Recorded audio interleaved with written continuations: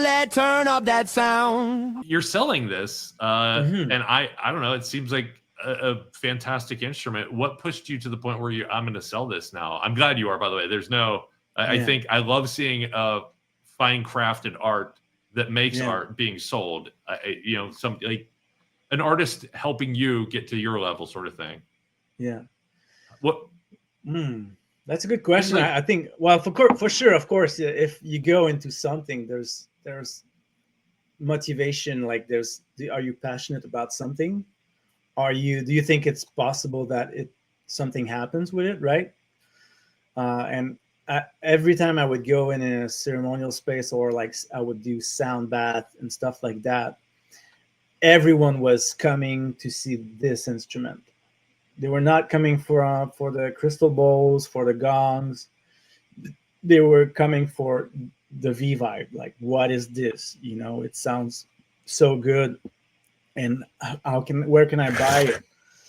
And I was like, well, I make them. Like, you can buy one from Europe, but it's quite a journey, and you're gonna pay a lot of custom fee. So I started to make them, like, and word to mouth, like, people would buy Just them. enough people like love it enough that it's become its thing. I love that. That's Exactly. fantastic. Yeah. So I keep looking at it. I'm looking at you on the screen, but I keep looking down at it. And I'm like, this is like, there's something like, I know what it is. I know it's xylophone and all the, like, I know what it's, but your notes, and I know I sound like I'm sucking up to you here, but like, as soon as I heard that, the way it just carried, it was so pure. It's a piercing sound.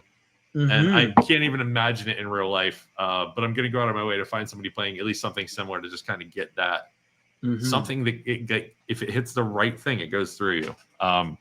Yeah. So first off, congratulations on like you wanted it, you made it, and then you made it even more than what it was when it started. It has its own journey, so that's really that's cool to me. That's really cool. You're a guy of journeys. Like we talked about, like you started off you played Dracula in your first high school play. Yeah. Got into acting, got back the whole time you've been into music, you centered on music, and now you're doing both. I believe we could talk about the commercial, right? That you have coming up soon, right? Yeah. Do you want to talk about it? It's like it's see on TV again. Yeah, of course it's gonna be for furniture commercial. I'm gonna play a guy who's I don't what the concept is. Basically, they're supporting this company is supporting a lot the Canadian athlete. So all the concepts are around like athletes, and it's about like people who are like my character is a guy who just started to train again, right? And there's this whole funny thing. I cannot disclose the whole thing, but anyways, just I'm just gonna play this character that is gonna be just trying to recover from his first training, and I'm trying to sit on a couch from this company, and it's really hard because my legs are so sore. That's it. It's very simple, but it's a lot is this of a commercial? Is this a commercial we might see down here in the States? No, I don't think so. No. Well, you got to send it to me. I got to see it. Okay, when it's done, I'll send it to you. I'll probably post it on Patreon for the people to see. Another reason to join the Patreon if you're a fan. Yeah, exactly. Go there. Yeah, definitely. I had to ask you. I had a question. I have it still written down in my own notes from the last video. Where'd it go? On the shoot, and I hate to keep going back to this. On the shoot you did for Free Credit Report, there was a character known as the Old Lady. Yeah. And she went on to be a famous prankster. For years. Was she ever pranking people on? Like, I don't think they just find people that aren't have that sort of sense of humor. Was she pranking? Was she doing anything on set to make herself stand out? Because that's a good question. She's a long time ago. She's a sweet one. Okay, she would come on the set with cookies, like box of cookies or like cakes that she had made the day before, and she would go around and like, hey, want some cookies? She was so sweet. Awesome. I think that I'm not sure. I don't want to. If my memory is correct, I think on the pirate commercial, which is one of the first one we filmed, It's the director Danny Leonard, who died a couple of years ago. I think I remember him saying, "Be mean. We're gonna film you and look at him like he's like you disgust, or like look at him and like you don't like this guy." Yeah. And she would do like this thing, right? But she's the sweetest person. Like she was I don't know where she is right now. It's been a long time. I looked her up to do this because I didn't want to get in. I think she's I believe she's still out there doing stuff. Honestly, yeah. I didn't find anything bad. Let's put it that way. But like I think it's amusing. Like the woman who gave you shit in the commercials is giving you cookies earlier. Like, Yeah. the juxtaposition of it all. I want to know. So you have two main music projects of your own: Violette-scape and Violette Sound. Yes. I had to ask, like, where do you find yourself? How do you divide between the two? Like, is it a mood thing? Like today, I'm feeling like I really need to express this part of myself. How do you pick what project you're working on, or does it pick you? Yeah. There's another project coming in, by the way. It's going to be more electronic music, like live performance electronic music. I started to jam with my a friend of mine, and we're gonna bring this out soon. It's gonna be performance. It's not gonna be like studio kind of thing, like Violette Sound or Violette-scape. Well, I really enjoy creating soundscape, because it's for me when I create ambient music. I really like it because it's like a laboratory, let's say. It's a way for me to explore different textures, different sounds, and it allows me to discover more about my tools, like synthesizers and stuff. Right. Not that I'm not doing this for Violette Sound, but it's just the vibe is very different. Like it's ambient 100%. music, first of all. It's so, but it opens the door for me to explore more than because when I'm with Violette Sound, I write a song and then I'm composing arrangement. I'm still exploring, a lot, but I would go to my tools that I know more than, I'm exploring Experimental. yeah, exactly. It's just that the ambient music is a playground that is already so experimental that it brings me further down the rabbit hole.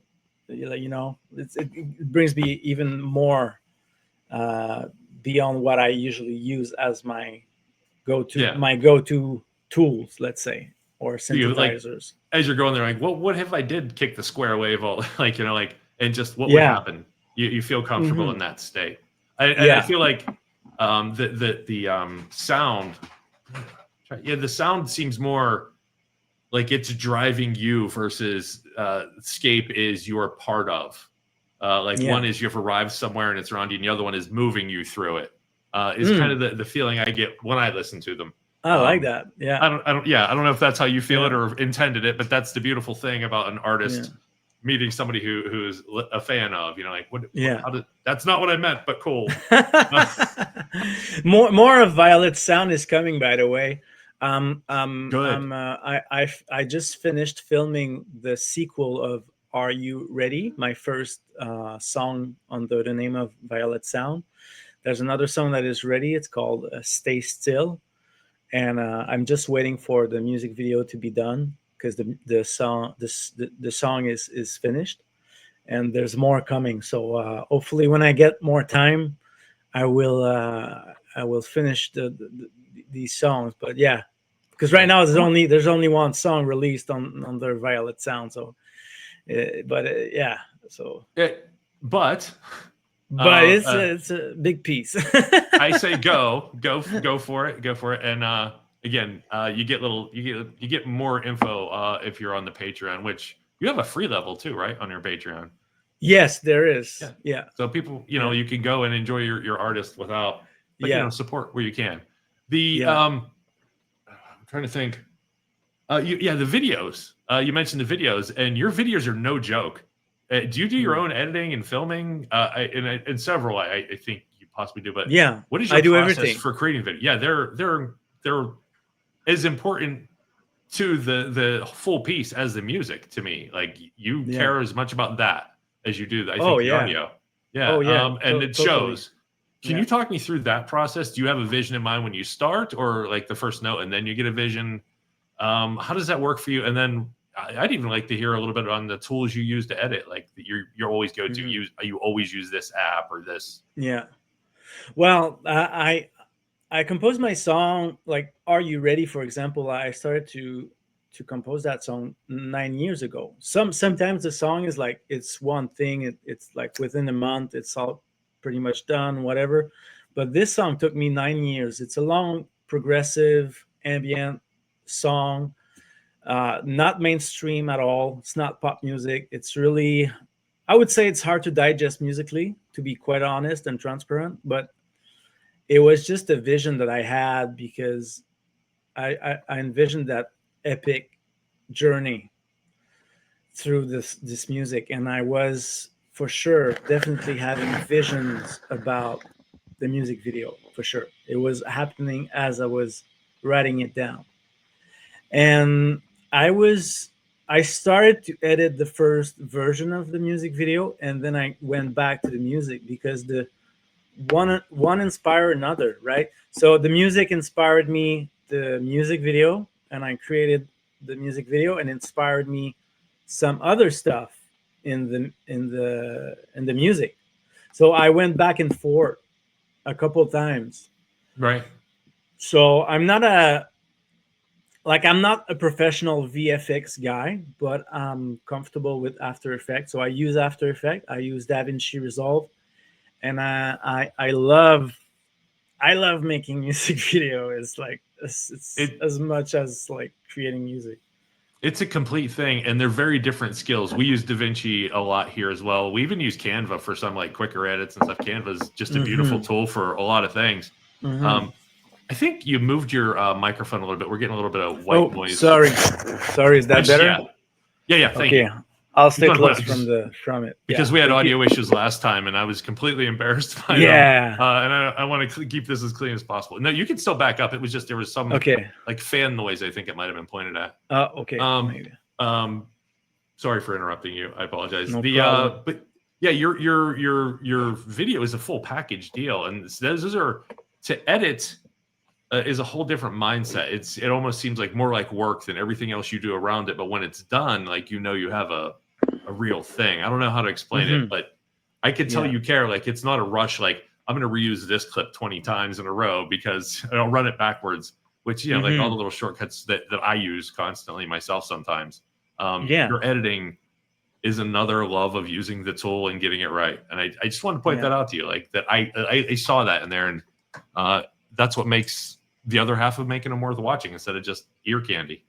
Thank you very much. Yeah. Well, they say you write a story like in cinema. You write a story 3 times. You write it first when you write the script, and then you write it again when you film it, and the final version is when you edit the whole thing.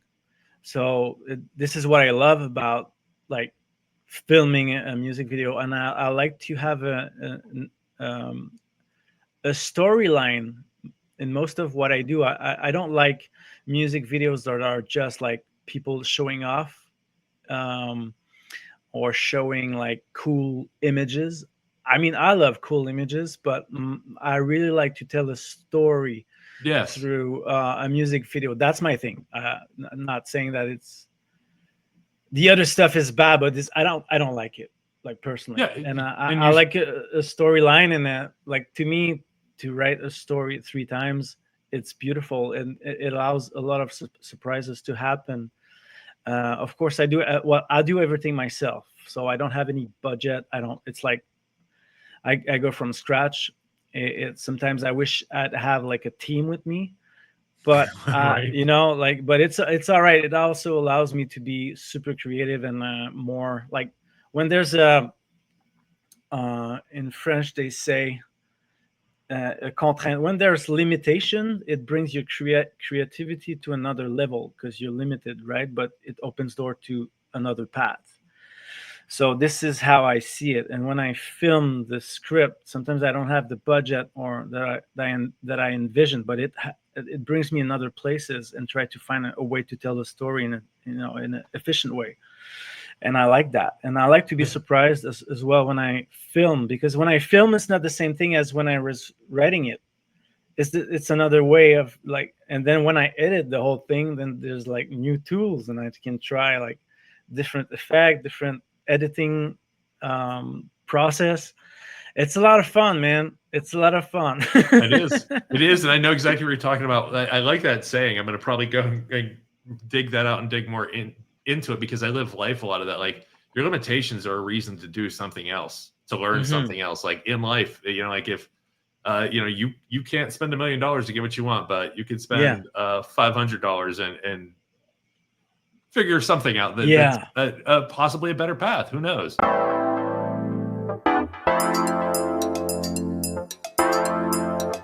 Have a great one. Thank you, everybody. Have a wonderful night. Be safe out there. Treat each other well.